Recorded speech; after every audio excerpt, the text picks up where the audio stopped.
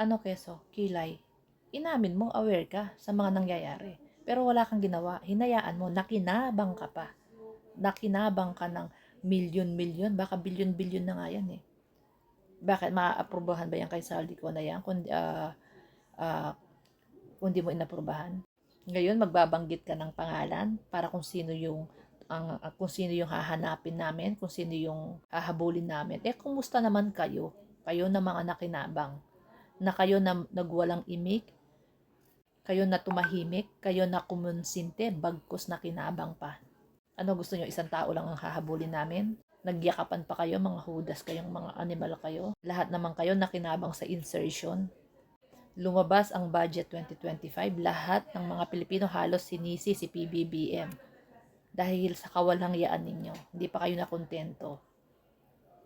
74 billion ang pondo ng PhilHealth. Hindi inalis ng Congress.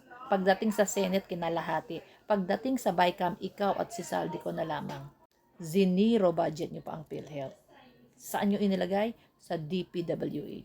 Hindi pa kayo nakontento, gumawa pa kayo ng kwento. Nagsabwatan ang presidente at ang pinsan.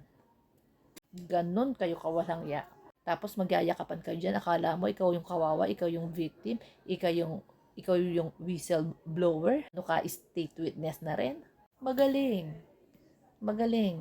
Dikit lang kayo kay Sara, tama yan. Dumikit kayo nila Villanueva, nila Estrada, ikaw, at kung sino pa man. Dahil pag naging presidente yan, kahit makasuhan kayo ng plunder, maa-absuelto kayo, tandaan nyo. Absuelto kayo, makakalaya kayo uli, takbo kayo uli ng senator. Diba? Gaya ng kay Estrada, tsaka kay Revilla. Diba? Pinalaya lang ng ganun-ganun lamang.